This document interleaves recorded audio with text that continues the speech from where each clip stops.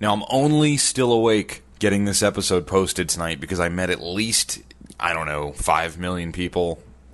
That's not true. A lot of people who are driving home from the Replay FX Festival on Sunday and said, "Oh, I wish you were getting another episode out." And I was like, I did one last night. And they're like, "No, another one." So for the drive home, because we're driving to Indiana or South Carolina, we need more stuff to listen to. So we have episode 182, and it is my seminar with the Sharp family. Let's go.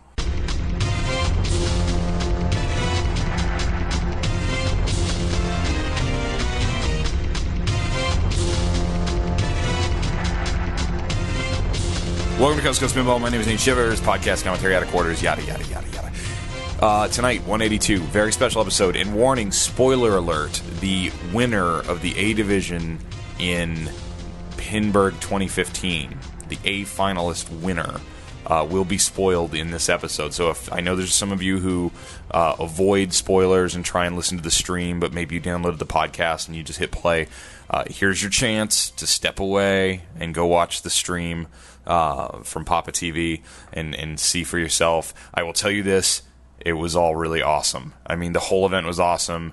The 4 players in the finals were really fun to watch, played really great. I saw some bad breaks. I saw some, I think, not nerves, but I saw some rushed play because of the moment. And then I saw a Pinburg champion, which was all really fun and awesome. So we were supposed to do a seminar tonight with Roger Sharp, Josh Sharp, and Zach Sharp at 9 o'clock.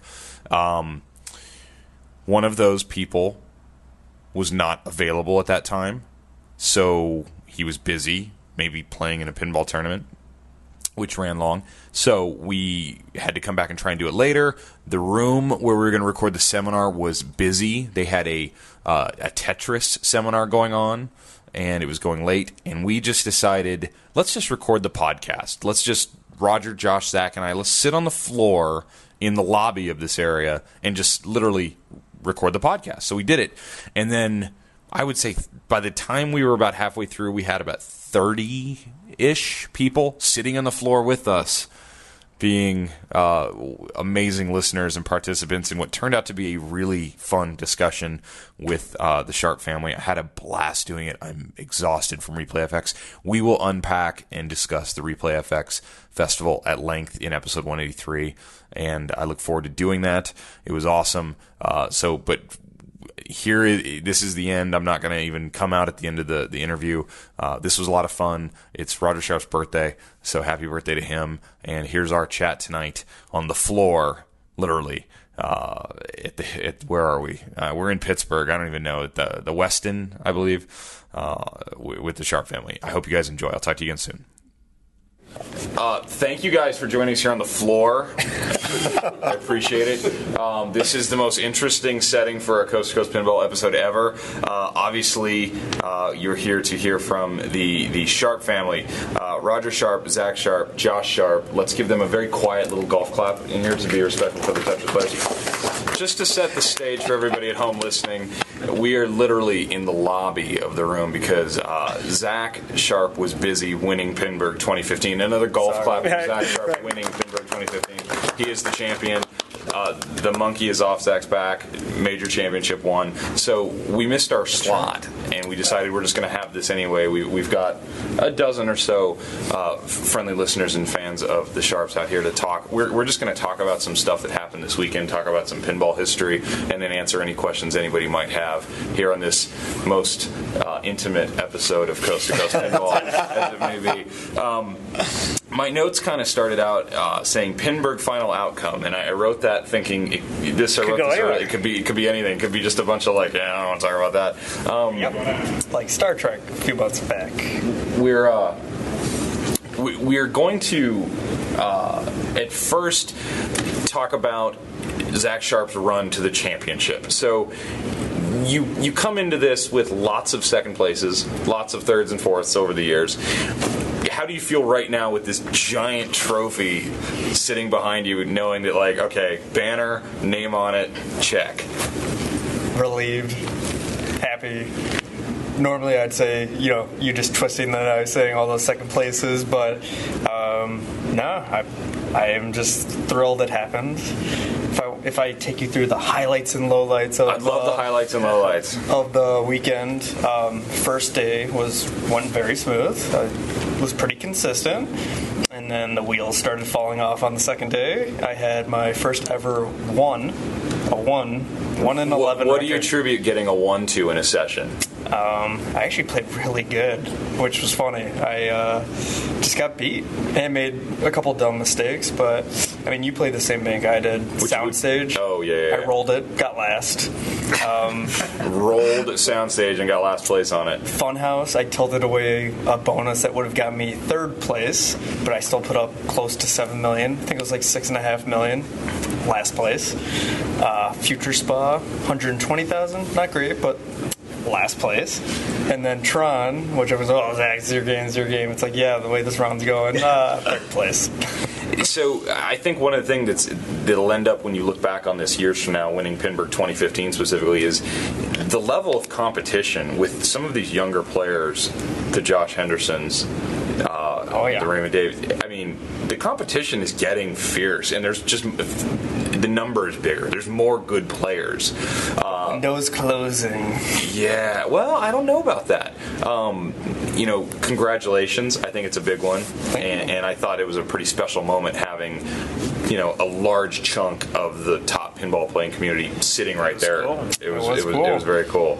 I let out a streak, which I have to give credit to Eden Stam on that when he won Papa Classics. He just let out the biggest jovial scream ever. And I'm like, when I win something big, I'm doing that. That's awesome. So. In the finals, it was yourself, Keith Elwin, Kevin Burrell, and Raymond. Last name is David. I don't want to get it wrong. When you see that group, what do you think going in? Like, here's Keith again. Praying that Keith picked the same bank. You also played Keith all day. I played Keith all day. Yeah. Yeah, because you guys were up in at the top. Same bank of games. Yeah. No, I mean, you can beat or lose to anyone. I think when you start trying to size up your opponent, you're losing already. I think one of my toughest, not to go back to the highlights, but it was session 4. I had a killer group. It was Chris Stevens, Lyman Sheets, and Yorian. And it's like, all right, Pinburg starting right now. And did well. Got a 9 that group. And it's like, I faced, I don't want to say less competition, versus 2 former world champions. I got worse. I got a 3. It's like, you play your own game. That's how I knew it's getting more competitive in the A division, because there were really good players not even making the finals. Oh, yeah. There's a bunch of them. I haven't had time, but Josh and I love going through. It's like who had a bad day that we didn't even run into it? It's like you realize the name. It's like, I didn't even see him. I didn't know they showed up to the tournament. Yeah. When we first got here, was that Thursday night? Wednesday night? It was Wednesday night. We were having dinner, and I was... Good meatballs. Great. I mean, amazing food. The food this weekend was excellent. Delicious. And I was sitting next to Roger and talking with Roger just about, pinball history and tournaments and this and that. And you were kind of doubting that you deserve to be in the A division. You were kind of saying, so wait, I could end up in A. I don't want to end up in A. And I'm sitting here thinking, I think it's ridiculous that it's feasible you and I could be in the same division. And you said to me, you've played every single pinball machine since 1963. 66. 66. Yeah. Everyone ever built, yeah. And so, some not ever released, so yes. So then I hadn't heard how you were doing on day 1 during the qualifying stages, and somebody's like, yeah, Roger Sharp just got a 10 in a session. Right. So you played pretty well. No, I did. I mean, I didn't have an expectation. I know that I had a discussion with a couple of people today, and maybe even Chris earlier. No, actually it was Tom Norris, who's in our pinball league in Chicago. And I don't play a lot, obviously. There's league, and if it's somewhere close to home and it's not downtown Chicago, it's Pinball Expo, I'll play. And I kind of have a sense as to what the cutoffs are in different divisions, and I didn't have a clue as to how this was structured. I wanted to play where I wouldn't embarrass myself. Apparently you did that qualifying in the A division. But truthfully, that's the first premise for me. I I know the player I used to be. And somebody made the comment to me in one of the groups that I was in. And they said, God, I mean, you play really good. I can only imagine what you were like 30 or 40 years ago. And it's like, if I'm playing that well now, it's kind of the old saying that you have with people that you haven't seen in a long time. And again, you get to a certain age. God, I haven't seen you about 10 years. You look great. You haven't aged a bit. And my reaction is, I look this old, I look this bad 10 years ago, the last time you saw me. So, again, I mean, I have my vanity in terms of my pinball prowess and or whatever reputation. So I went in not knowing where the cutoffs were, not knowing how anything was. The fact that I played as well as I did, all I wanted to do was be over 500. When I understood what the scoring system was going to be. I was over 500, and suddenly I find myself in A, and it was just like, seriously? I mean, B, maybe. C, yes. I talked to the boys when we were driving in, and it was just like, I don't want to be in D. I think that would be an embarrassment, but A, I'm not an A player anymore. And I talked to Ellen, my wife, earlier, the mother of these boys, and she said, go and win. And I'm saying this truthfully, and don't take this the wrong way.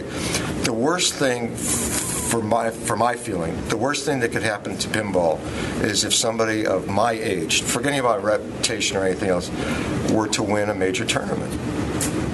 You want youth. You want people who epitomize where pinball is. So yes, I played well.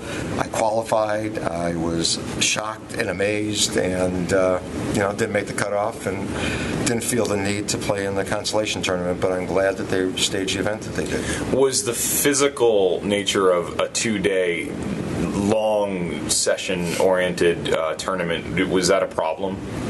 Surprisingly, no. No. Minus hoops. I said minus hoops. There was a situation on a game.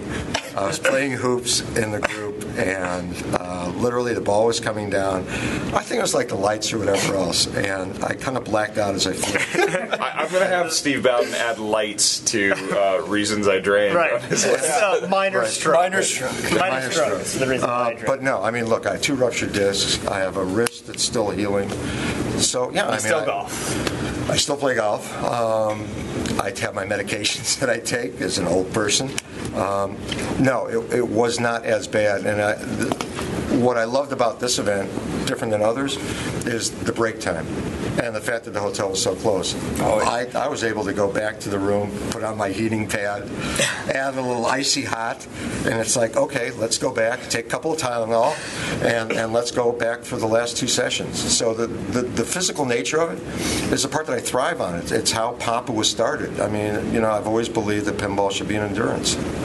So, go for it. See if you can keep your stamina. See if you can keep your concentration. See if you can really measure each and every game, as opposed to, and you asked Zachary before, do you worry or concern yourself about the competition? My feeling is it's you in the game. And if you can have that symbiotic relationship for those 5 minutes, 10 minutes, 15 minutes, I mean, that's all that matters. And as well as everybody else can play, you just want to play better than them rather than, oh, how terrible. I'm the lunatic in a group that say, hey, nice shot. Well done. I mean, I'm rooting for everybody. Does it affect you at all that the majority of people in that room know exactly who you are and know quite a bit about you? And as you get into the group and they go, oh, Roger Sharp's in my group. Yeah, I mean, and it's strange to me because it's Roger Sharp from, like decades ago. And it's like, oh my God, we're playing against Roger Sharp. Can I take a picture?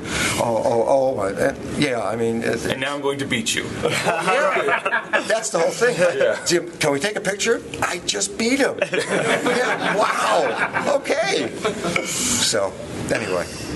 So, Josh, tell me about your run. You were way up there the whole way through qualifying, getting into A, and I didn't see what happened. I know you and Zach got pulled into the same group, which I know you two really hate when that happens.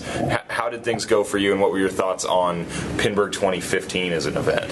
We had talked beforehand, and really. For me, I did a good job of focusing ball 1, game 1 of session 1 of we got to get some points now because the memory of knowing how hard it is to get points after dinner on the second day when you're like ready to kill yourself because you're every point matters. Right, like his body hurt, my body hurt. I don't even want to know what yours felt like, but I'm running back to the hotel room in between sessions just to lie down for. It's like the next session starts in 15 minutes. I think if I run back, I can lay down for 5 minutes and come back. I was surprised, in terms of the couple of times where I went into the room and I see them just kind of laying dead. I hold more kids lately. Though, but I think a lot of it, I've done a lot of trade shows over the years on business, and you just pace yourself.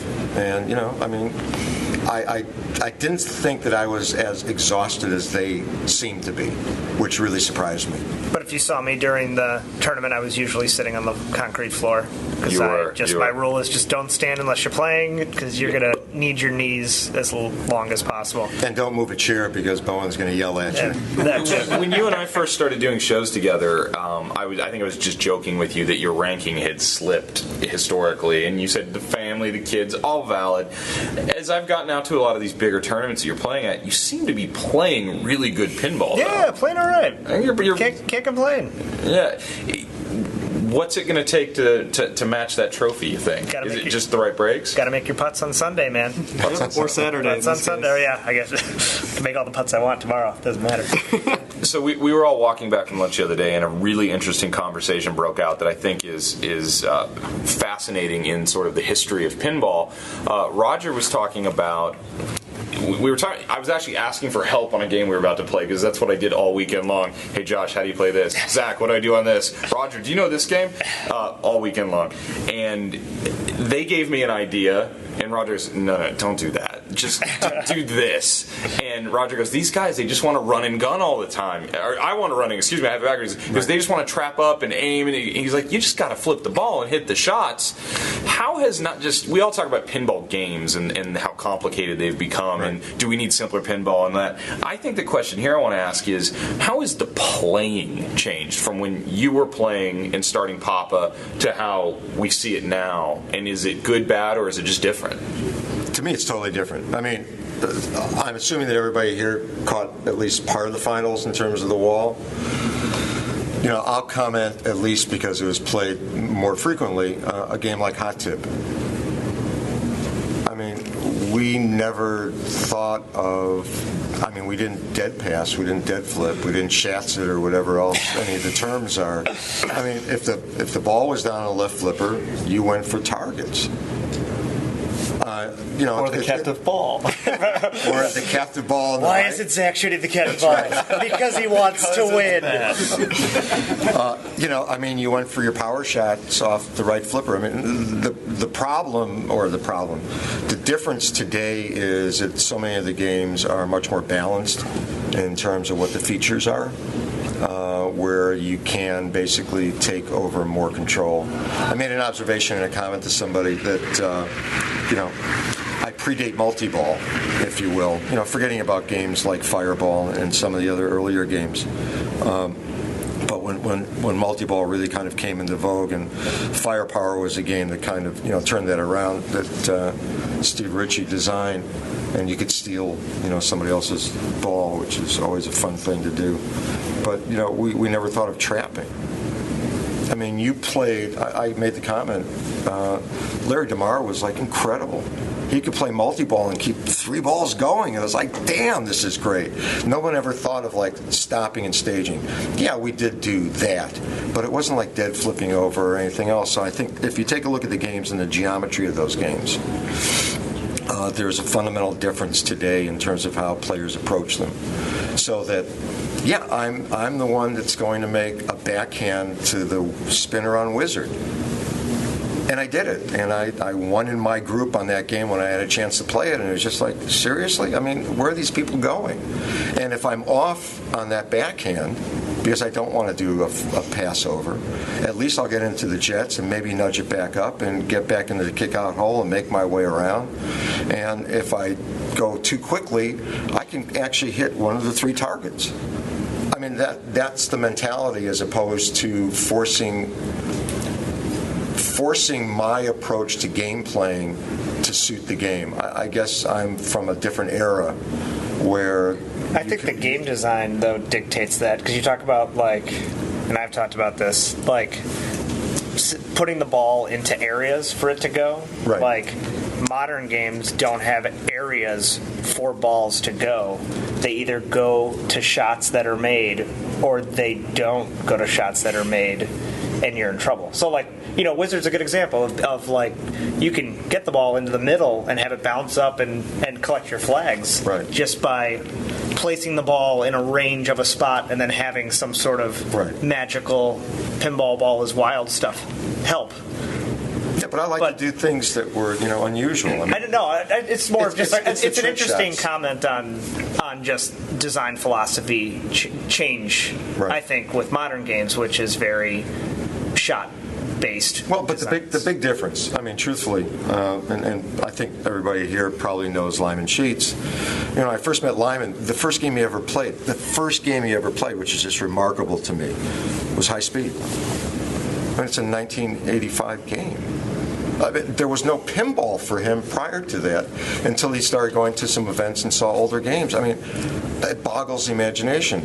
So, for somebody like me who started, using real woods in golf rather than things that are made of titanium, I mean, we started with small flippers. So it dictates how you wind up approaching the game, and unless you can change with the times, and I don't change with the times.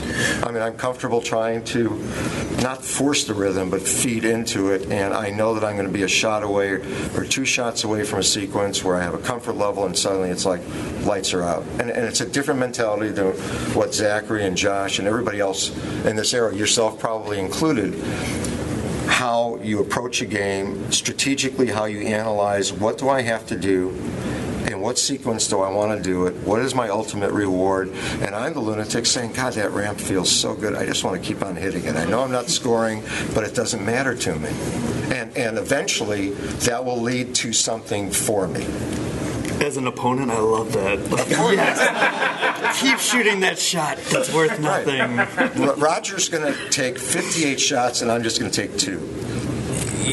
Zach, do you find your playing, because you're at such a high level and you've been there for a while now, do you find your playing still evolving at all, or are you just sort of refining on the games? A little bit of both. I mean, I would say, like, for me, I think what helped me become, I guess, even a better player these last few years has been, like, live catching more. That was a trick that Josh and I never really used. We always thought it was a little kind of style over substance. It's like, well, let it, drop catch it or let it bounce over. But I don't know when we kind of started live catching and doing it like even when you didn't want to, sometimes like a little doing it too in the much. Finals at Pinburg. Yeah, exactly. Yeah. But when that happened, that's when I kind of shot up, like, with just my performance. Nowadays, I think it's definitely a lot of, learning rules, but I don't know, just situational play. I love, that's why I love this format. Like, that scratches the pinball competitive itch for me, is playing, like, in league settings, not just, set the high score and... Sure. I mean, it's fun, don't get me wrong, all pinball's fun, but I love playing, like, pressure, intense, head-to-head. We were talking as we walked over here about the scene that was out there with 10 people deep. I mean, there's a couple hundred people watching the final there. I mean, I've never seen anything like that at a pinball tournament. You guys said basically the same thing. Roger said maybe at the early Papas. Right. Josh, do we, and I say we as the general we, just as pinball people, is that what we need to be doing? Yeah. How cool is that? That was pretty cool. It was pretty cool. I don't know. Like, it was really cool. It was pretty awesome. Applause after every good ball. Yeah. The crowd oohing and awing. And not even after every good ball. Yeah, like even like, saves, with the delay, so it's like really messes with your head. Let's face it, pinball is a visceral spectator sport, and it just now needs the technology to do so. The comment I made to you, the original Papas were great. You couldn't see anything.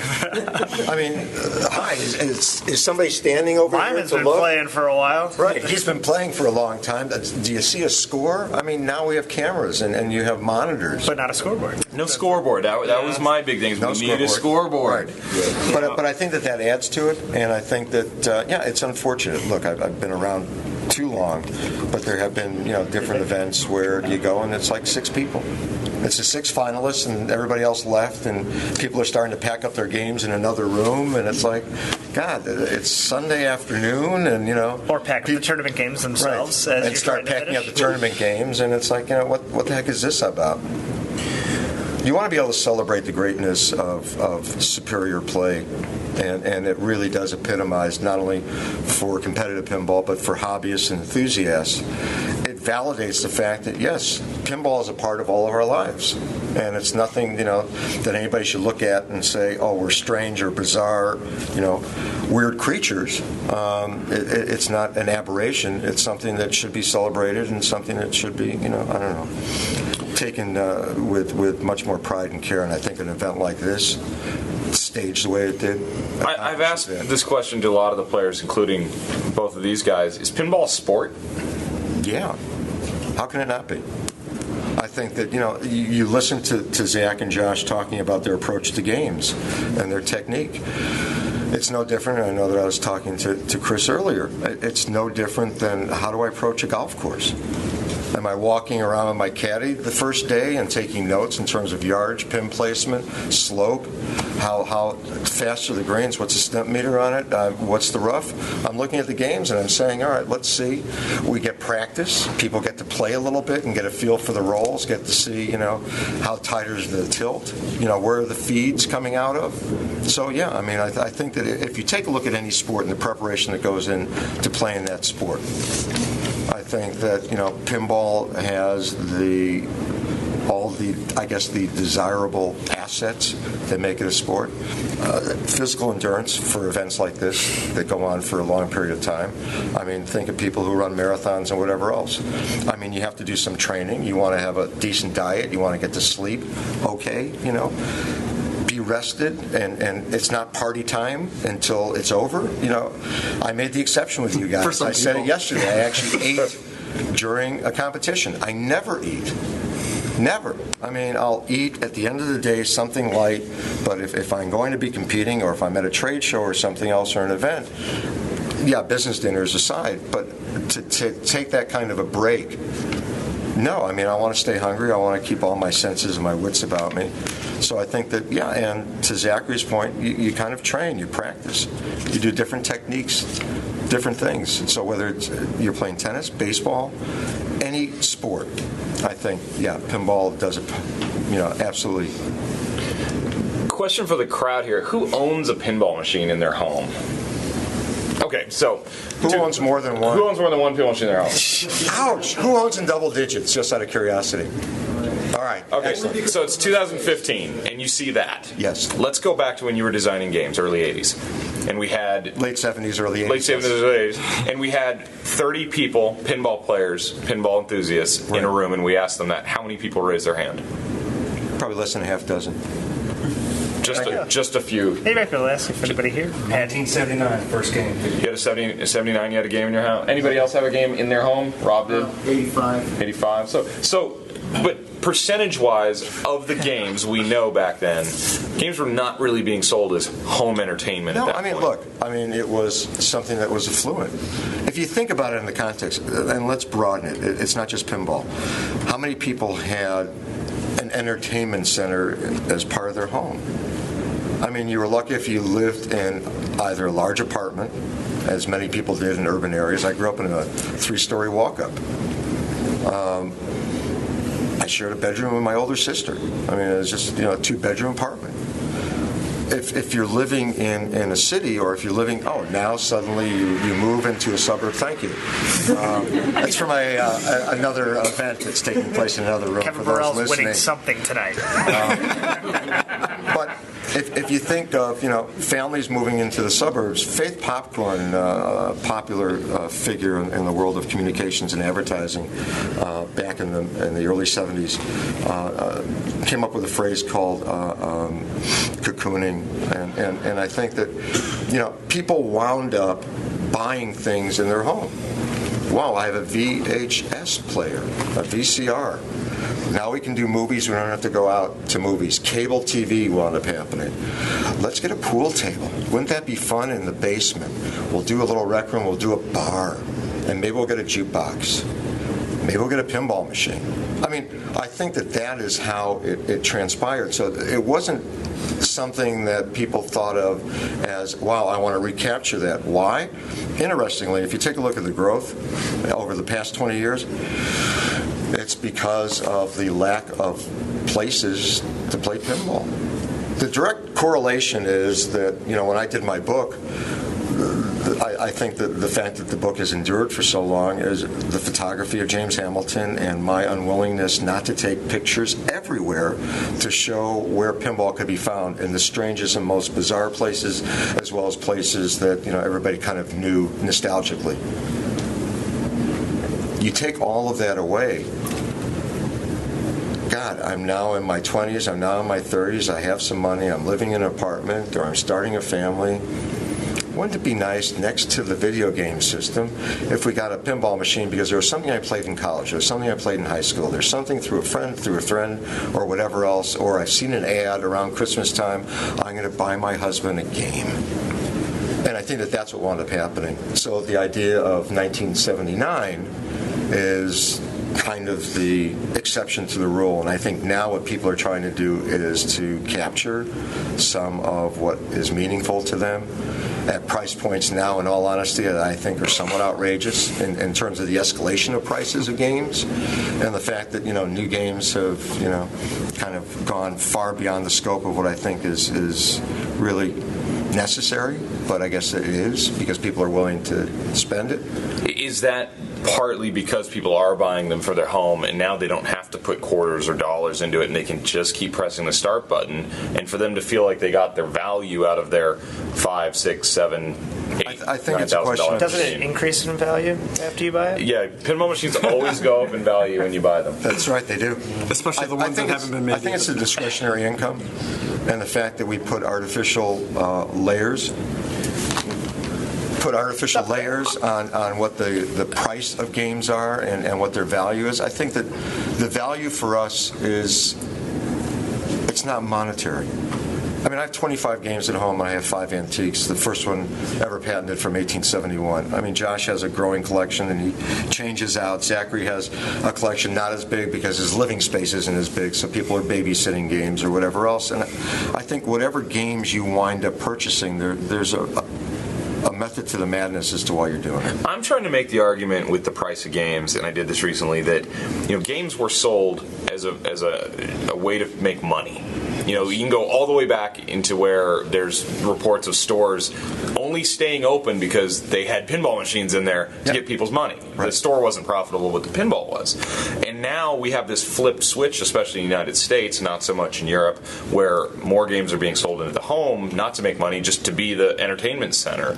It's like, and I told this to Josh, we brought the roller coaster home from the amusement park and put it in the backyard. Absolutely. It's kind of what we did. Dude, you got that on the podcast. I finally got it on the podcast. Awesome. It's like that's a great analogy. It's what it is, though. It's this thing that you had to go to and put money in with, and you had some limit of how many times you got to play it, and then you dreamt about it, and it was magical, and you went back and you found a place with 10 of them, and you're like, oh, this is it. Well, now I'm taking it home. Right. And now it's maybe not so magical, but it better last a long time and be deeper and shinier and flashier. But the cost of them, if you look at what a Williams game sold for at the heyday of Williams, sold out $39.95, maybe $42.50 through distribution. So you can buy a shiny new Stern Pro in a box for 25% more than that? Yeah. That's not that much of an increase in 20 years. I like to make the argument that pinball machines are not overpriced. They're expensive. I wouldn't argue that $5 or $6 grand for a toy is not expensive. Tough because you're used to paying Williams employee pricing. Oh, that's what it is. But I would say that I don't know. I think that's an interesting conversation. That $128 Twilight Zone is tough. It was $200. Oh. And thank you, Jesse, for being able to bring it home if you're still alive and around. $200. $200. I think because that was the sale. You had to pay the sales tax, right? Is that how it worked? Yeah, there was some whatever. But even the games that I've actually purchased on my own, when I hear that games are like $8,000, $9,000, $10,000, yeah, I guess I come from a different mentality. I mean, hopefully this is an analogy that makes sense to everybody. My stepfather had a clothing store in Evanston at 3. It was called Selig's Varsity Shop. It's no longer around, so this is not an advertisement for it. And the quality of what we had in the store was really, really good, and I became very sensitive to the price of apparel. And I'm using this as, again, an analogy. I think the highest priced suits that we had back then were about $100. And they were all good fabric and whatever else. And you'd see designer stuff, and designer stuff was $300, $400, $500, $600, $700, $800. I mean, when I worked at GQ and was managing editor, and we'd get clothes in, and through the seasons, for any of the employees when we were still owned by Esquire or Condé Nast. Come on in, we're doing spring cleaning, and here's this $800 shirt that you can buy for $600, and it didn't equate to me. And I think if it holds true, and maybe it's just me, I just look at pinball the same way, and it's like, my God, really? When I hear that a Medieval Madness, now we're talking not the remake, that went for $4,000. Oh, if I can get a used one now that's 15 years old or whatever else, it's only going to cost me $15,000. I'm staggered by that.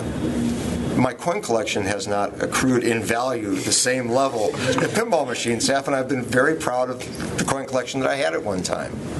So I find it to be somewhat of a dichotomy. Sure. What's your favorite game? We're going Cyclops? Cyclops, what's your favorite game? Cyclops. Okay, so Cyclops. Both Sharp brothers go on record saying Cyclops, 1985 game plan, designed by Roger Sharp, is their favorite game. I could have said something else and screwed up your notes. I would have called you a liar. Yeah. Cyclops is an interesting one. Only 400 units. You and your wife were both on the back glass. Yes, unfortunately, Seamus McLaughlin, who did the artwork, I have to say this for the people who are listening, my wife's derriere is not as big as Seamus made it. Well, she's being held by the Cyclops, just so that you guys know. And we had a long argument. Somebody, we were staring at the game the other day, and they said, "Why is there an E in Cyclops? There's no E in Cyclops." But that's the plural of Cyclops. Yeah, there's two. There's two Cyclops. It's plural with the E. That was a little bit. I did a brochure. I did the brochure, laid it out, and did all the writing for it and whatever for Sharpshooter. It was going to be a 2-page, 4-sided for Cyclops, but there was this opening to it's the brothers. I mean, this is kind of mythologically correct. So that was what the premise was. But yeah, go ahead. Sorry. I was going to ask you, why only 400 units? I don't know a lot of the history of Game Plan at that time. I'd love to hear that story because we were promising some history, so I think that'd be a good story to kind of tell there. Talk about Lee. Lee Goldboss, who was the head of AES Technology. Why only 400 units of Cyclops? Look, I had a unique opportunity. And I'm hoping this is interesting for everybody here as well as everybody listening to the podcast. Had a unique opportunity to actually be able to design a game, not as a designer, but to come at it from a totally different direction. And for those who have heard the story, my apologies. It's okay. But, with Sharpshooter, I mean, that was a starting point. And the starting point was, I'm working on my pinball book. We're going back now to around 75, 76. I worked on the book for 3 years. I went to a trade show. There was a fellow by the name of Ken Anderson. I don't want to take all the time, so you're fine. Apologies. No worries. I'm just checking the clock. And hopefully everybody's okay with all of this as well. Ken Anderson was, and still is alive, but really one of the mainstays in the coin-operated amusement game industry. Worked at a company called Chicago Coin. For those who remember what predated Stern Electronics, when Sam Stern, Gary's father, was still around. So Kenny I knew.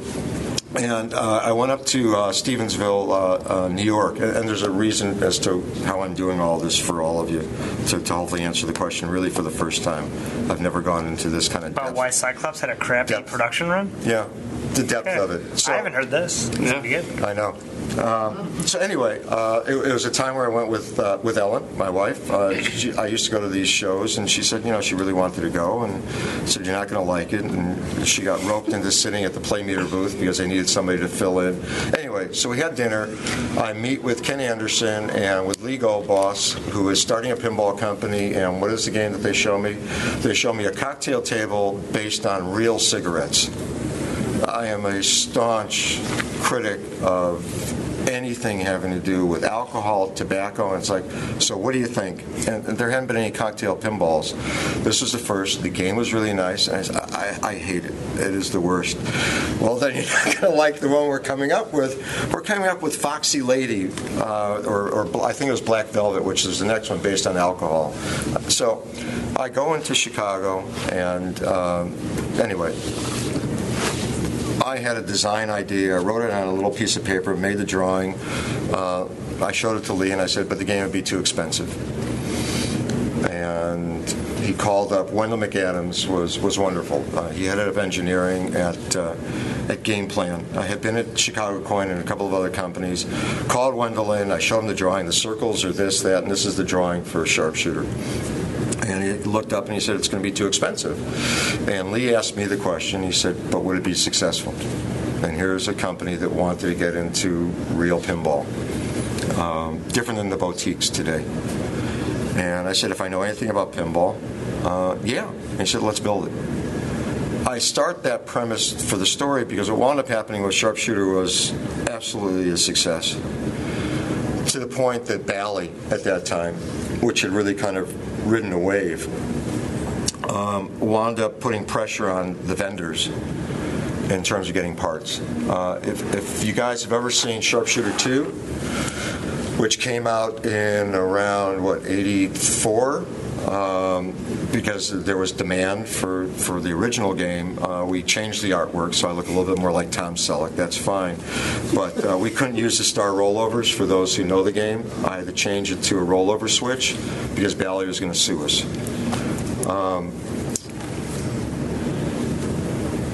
Bally exerted a lot of pressure. Unfortunately, the result of my game really ended Atari as a pinball company. The good thing that came out of it, we had people like Steve Ritchie, who was able to move to Williams, Eugene Jarvis from Atari coming to Williams. Oh my God, this got me my job 40 years later. Absolutely. Look at that. I mean, these people transitioned because Atari had pumped a lot of money in. Nolan and the group really wanted to make a go at pinball. It was still viable. So you have this company that kind of now gets shot in the foot with some ill-conceived games and whatever else, and there is an opportunity to follow up on Sharpshooter 2, which actually did okay for the company. And the problem with Cyclops, and the reason only 400 were built, the first test game went to the Broadway Arcade with Steve Epstein. Mike Kubin had worked on building up the game for me. All the game rules and everything else, I knew exactly what I wanted thematically. Had Seamus working on the artwork, which came out a little bit differently than I had wanted on the playfield. I'm not that misogynistic in terms of the images of some of the women in chains.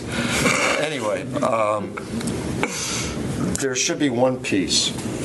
I really appreciate and admire what Steve Ritchie did in terms of making games more fluid. If you go back to the late 70s with Flash and other games, I mean, he brought an elegance to pinball design. It was smooth. I mean, you were riding a rail. It was great. Take a look at games prior to that, a little bit clunkier. I had this long shot, for anybody who knows Cyclops, from the right flipper all the way up to the very top that I could go to lock a ball. And when we were playing it as a Whitewood, it was, oh my God, it was great. And truthfully, and again, an aberration of what I said before, I can make the backhand, which was even better. That was much more fluid. Mike Kubin called me and said we were having problems with the vendors trying to get some of the parts. And that wire form that we had, the rail, it's going to be 2 parts. We can't get the length that we want because they're backing off. We can get 2, and if you take a look at the games, and you have one, I have it. I have one. Don't forget. Right. 3 out of 400. Right. 2 in the floor, floor. At the wrong joint, it slows down and decelerates the ball. The flippers weren't the best that they could be. I mean, basically, Game Plan was out of business. Chicago Pinball Mafia, man, still exists. The problem was you couldn't get good quality parts. All the things that I had demanded on Sharpshooter, component by component by component, as to what I needed for my games, didn't exist. They were able to pump out 400. I mean, people saw the game. The first one I started to say before went to New York, Broadway Arcade. we did killer numbers, but the game was down a lot. I mean, there is a current manufacturer, and I know that I don't have to name them, that has had some issues and problems with the quality of their games being maintained on a regular basis. When you're in that marketplace and pinball's just coming back, understand you had Premier doing Gottlieb, the games from Williams, so Bally's games. The mid-'80s were not, the greatest time in the world. You had some, games like Comet and Cyclone and others. Cyclone actually came later. The Motor Domes of the world and some of the others were less than, enchanting.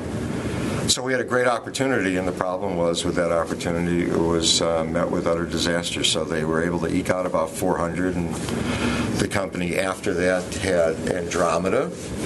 I saw one on the floor. I kind of helped a little bit with that. And Loch Ness Monster never saw the light of day. And the company kind of folded up its tent. So that's why I'm surprised we did 400. Really? Yeah. I mean, just the quality of the game. I have the first game ever built. That's the one in my house. And it is frustrating. It's got better flippers. Yeah. Prototype flippers. Yeah.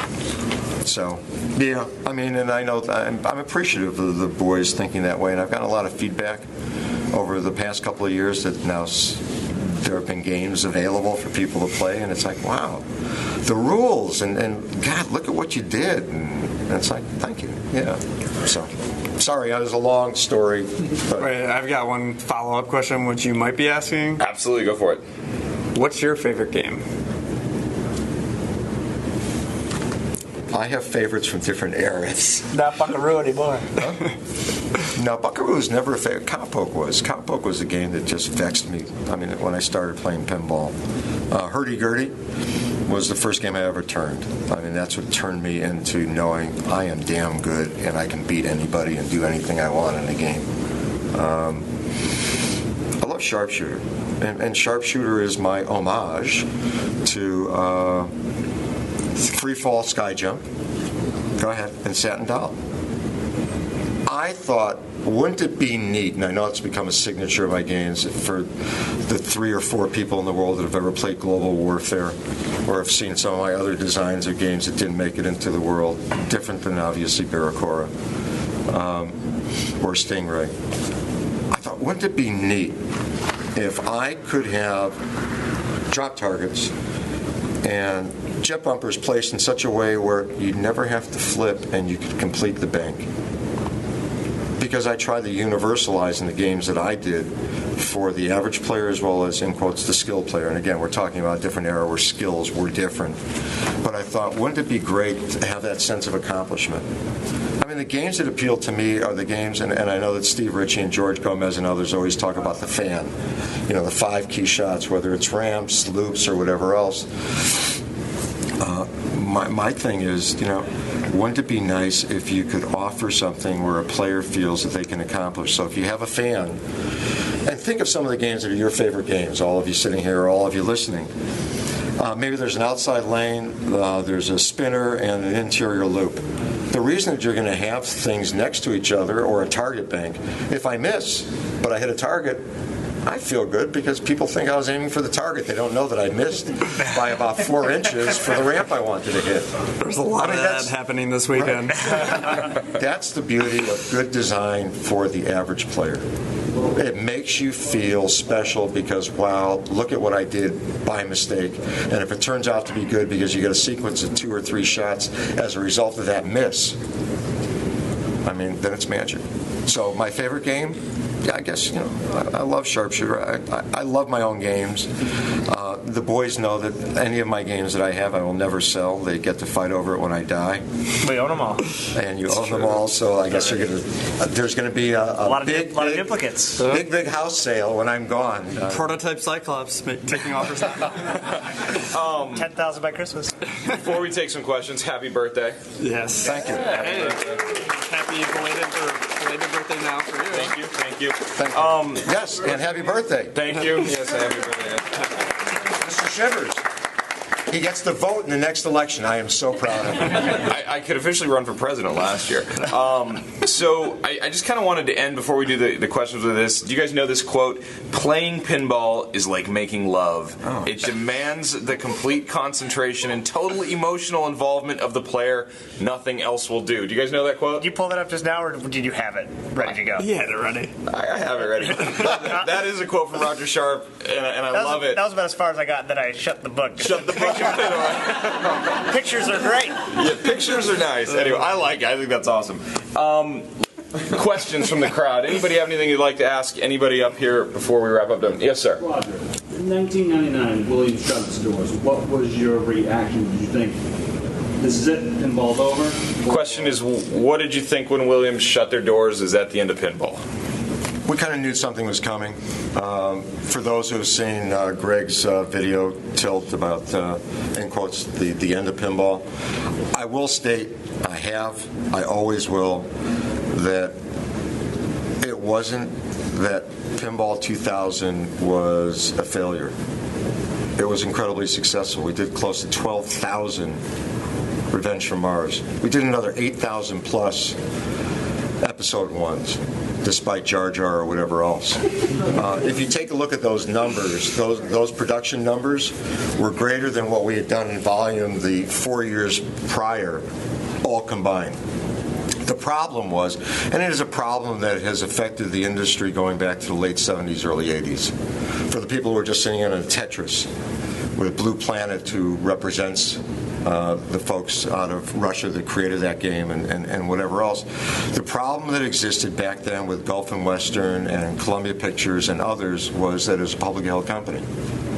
So WMS Industries, the owner of Williams, we were making money. We weren't making enough money. So what was the feeling? The feeling was that we got to pull some kind of rabbit out of our hat, and I think that we were doomed even before George Gomez and Pat Lawler brought in the hollow pin prototype, which I was the first person to see in the company, and I got it immediately. It was like, this is awesome, love it. And I know John Papaduke was working on some approaches. Everybody was kind of thinking about things that we could do. Yes, he still is. Sorry, I can't. So how did we feel? That was Josh. I think when George had his seminar at Pinball Expo, which was that weekend, and the Monday, like literally less than 48 hours later, the doors were shut. I don't think anybody really believed that we were gone. I think the suddenness was the surprise for everybody, for myself included, although I was doing things for gaming at that time as well as for the video division with Midway. I've said it before and I'll say it again.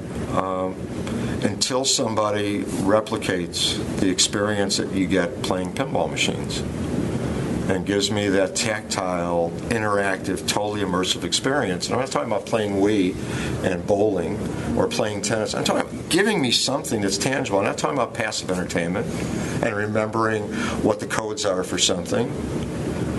I remember going to Twin Galaxies, and I'm sorry, I know that I tend to kind of go off in tangents, but I remember going to Twin Galaxies, Walter Day, way back when in Ottumwa, Iowa. I was the editor of Video Games Magazine, and he had all his champions there, and who were much younger back then, as was I. They're downstairs? They are. And I remember this God, in retrospect, he was not a young child, but this young fellow who was, in quotes, the pole position champion. And for those who remember, pole position is a video game, driving game. Kind of, it was pretty good for its time. Nice graphics. Put in his quarter. He sat down. On the first turn, he got up. And I'm just standing there. I mean, I'm out there for the weekend to get an award for the Video Game Magazine and whatever else. Hi, and the car is idling. The timer's going. What? And he said, "Oh, I hit the curve too far." I'm sorry? He knew, like within the first 15 seconds, that his game was over. My comment to him was, what do you do for fun? I mean, I did not understand it. So my answer to you, and hopefully some of this kind of makes sense as I go back to answer your question, did I think pinball was gone? No. I will say, and I don't know if I've ever said this publicly, I I actually met with some people, number one, to purchase Gottlieb's assets from Premier when Gottlieb went under. I came within a couple of months of actually going there and working.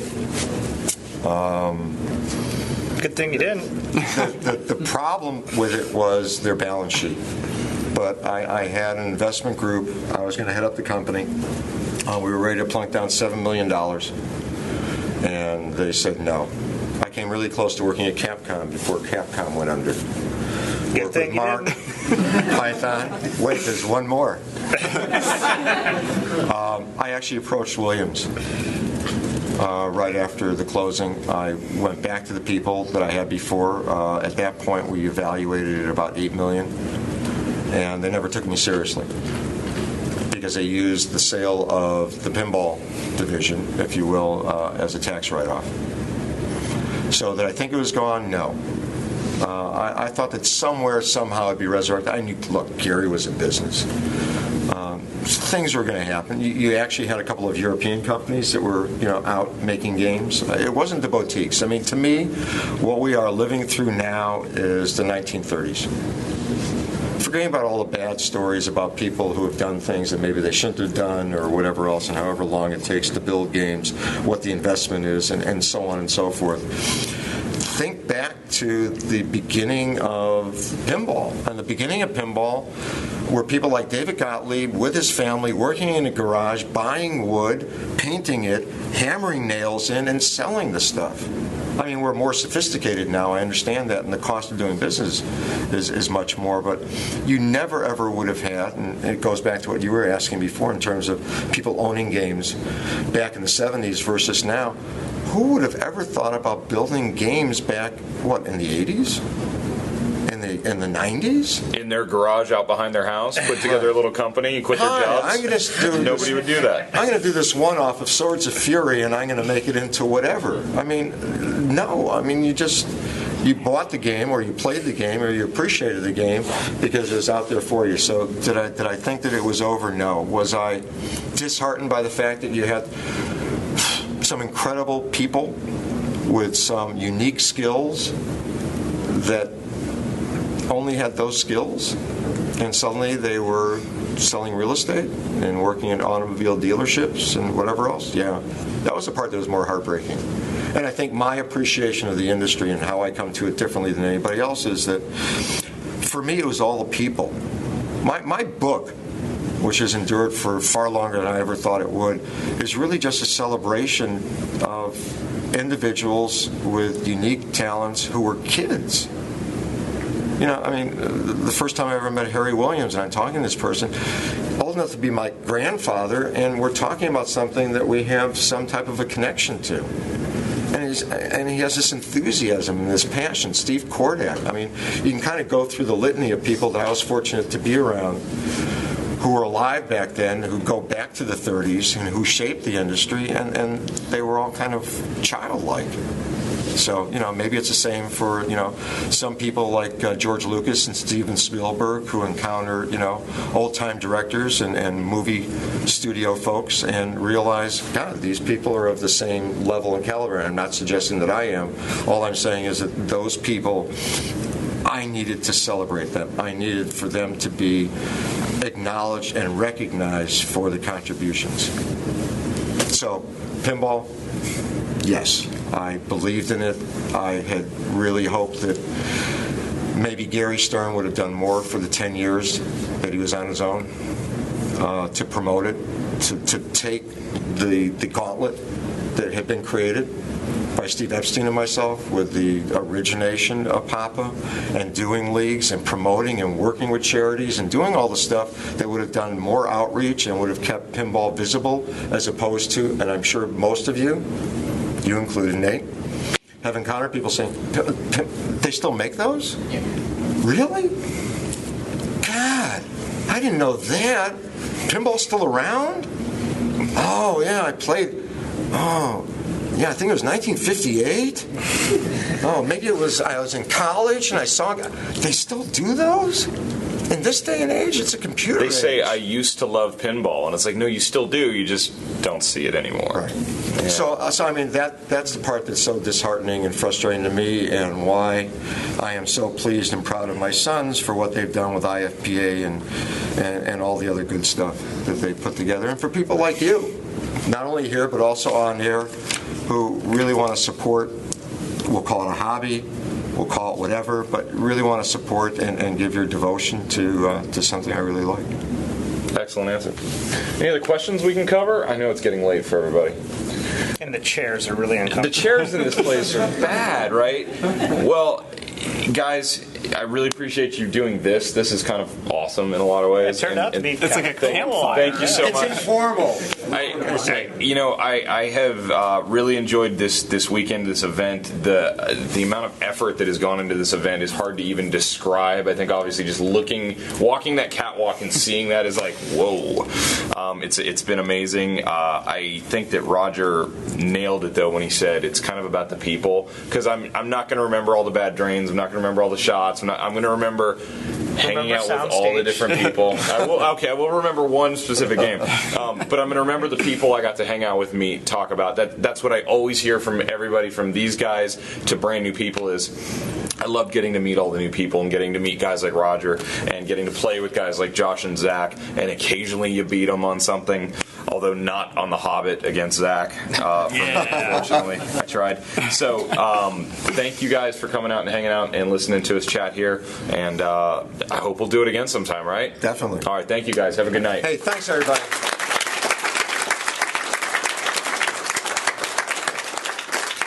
Take that, Tetris guys. That's right.